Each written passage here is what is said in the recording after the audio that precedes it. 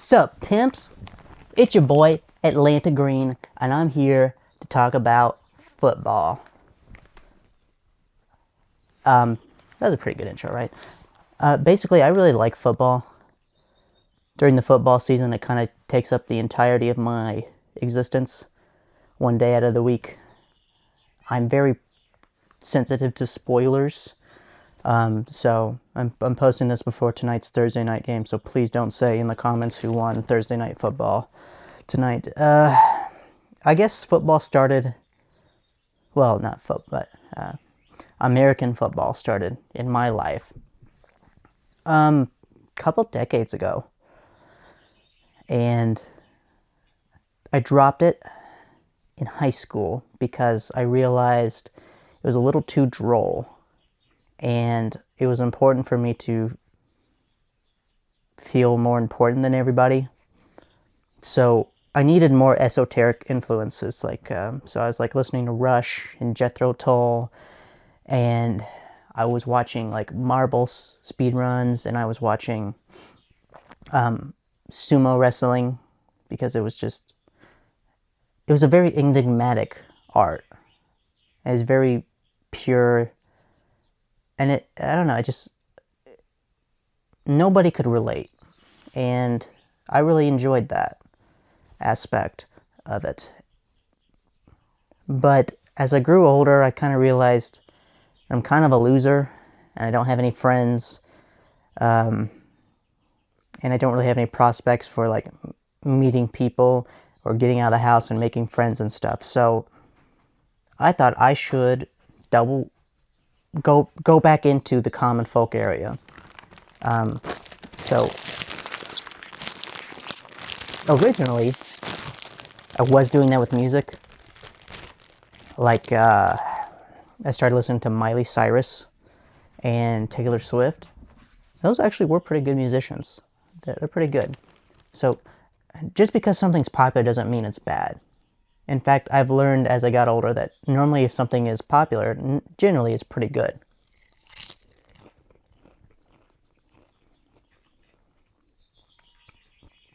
And on the other hand, just because something's unpopular doesn't mean that it's good or bad. If something's unpopular, it doesn't mean that it's bad. I got into ChatGPT and AI before people decided it was uncool. And AI is only getting cooler and cooler, but the hate for it's going up and up. And largely, when I say that, most people still don't even give a shit about AI. Pretty much the only talk you hear about AI is getting into the corporate world a little bit, but it's mostly just people online on social media bitching about it. And in a way, I guess it is making social media worse. In a way. It makes engagement farming that much easier for people. And a lot of times it's kind of like bots are engaging with bots or engaging with bots. And it's harder to discern now.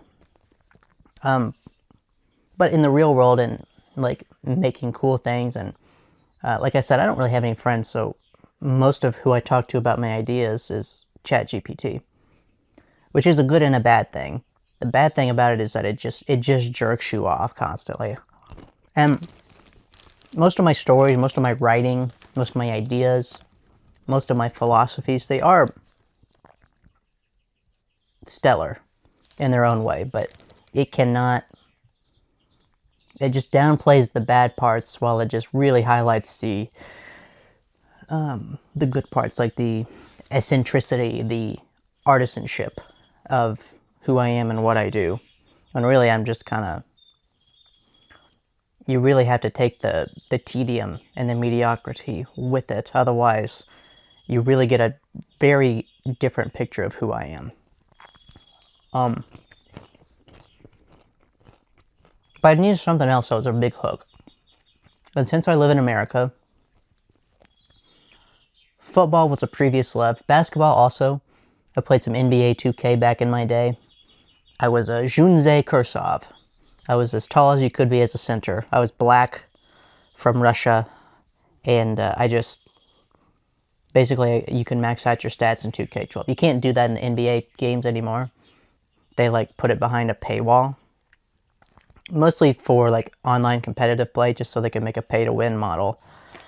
So I don't play that shit. But back in 2K12, which would cost you $200 now, if you wanted to find a key that you could play on your computer, $200. Probably cheaper if you wanted to play on PS3, but I don't know. I didn't go the basketball route. I want to get back into football. So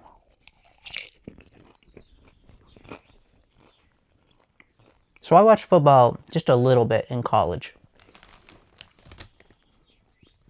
I got to watch the very end of the Super Bowl where the Rams lost to the Patriots. The Rams are my favorite team, by the way. Man, that was a dick kicker. That sucked. Because Goff was popping off that year. It felt like he was doing really well in the playoffs, and they were scoring a lot of points. But the Patriots, they just cleaned their clocks. That was a defensive Super Bowl. Most people didn't like that one. It was one of the least popular Super Bowls of the modern era.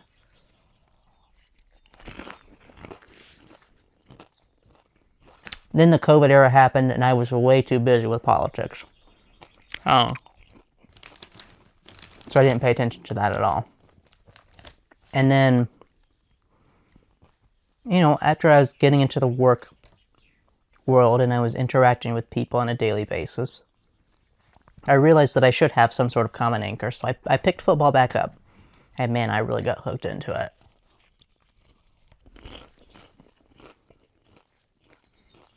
I even did fantasy football this year.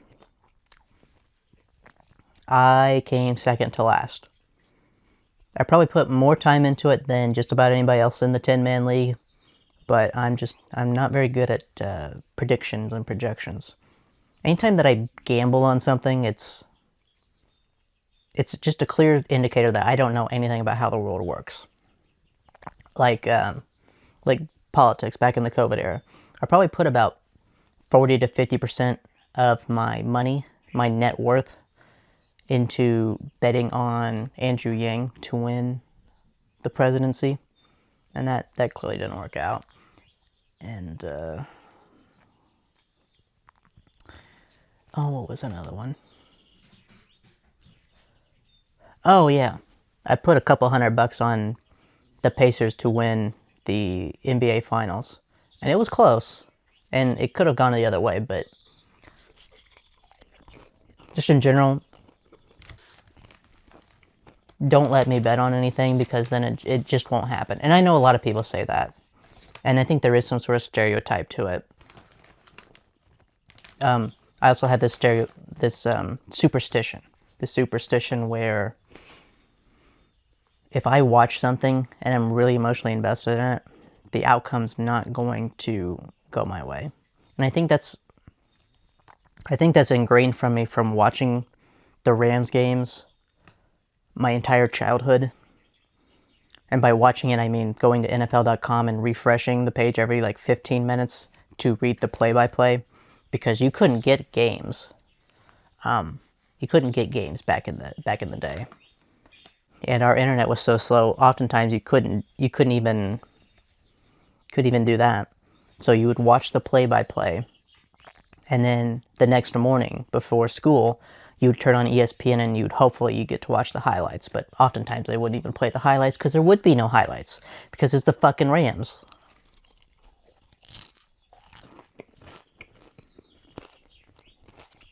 But yeah, I think there was that emotional investment, that anticipation. We were really hoping something good happens, but most of the time, it's something bad. It's rough. Anyway, I got to watch the Rams beat the Bengals. I watched that game. That was awesome. I think the Rams were the best team last year. Maybe the Eagles were a little bit better. The Eagles did beat the Rams, to be fair. And I think the Rams are the best team in the NFL right now. I think the Patriots are a close second. And then in the second tier, I would probably put the Broncos, the Lions, and the Packers. And then probably third tier by itself would probably be the Bills. And then the rest, kind of just like a tier down from the Bills. But if I had to pick a winner for the Super Bowl today, which is what we're all here for, I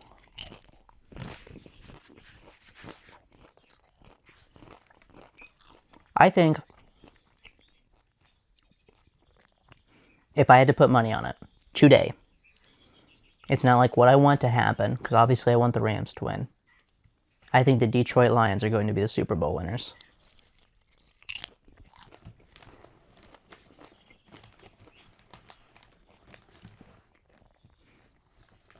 They keep putting up 40 burgers, and I actually think they can keep that going.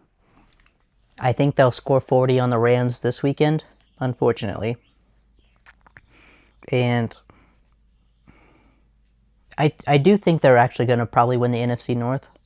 They might have to settle for a wild card. We'll see. But in the end, I do think they will make it to the NFC Championship. Man, I'd really love the Rams to get there. But if Stafford just wins MVP, I think that's good enough of a season. After so many losing seasons, the fact that the Rams are already have enough wins to have a winning season, that's enough for me. My dream would be like a Rams Colts Super Bowl, or like a Rams Steelers Super Bowl. I think that'd be pretty cool. I think the Patriots are the best team in the AFC. I already said that. It'd be really, really cool to see a young quarterback win it, but also be really cool to see a really, really old quarterback win it. Instead, we're going to get a fucking middle-aged Jared Goff winning the Super Bowl.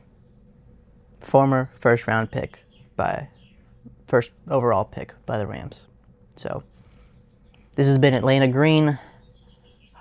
Thanks for tuning in, and I will see you on the sidelines of the Super Bowl.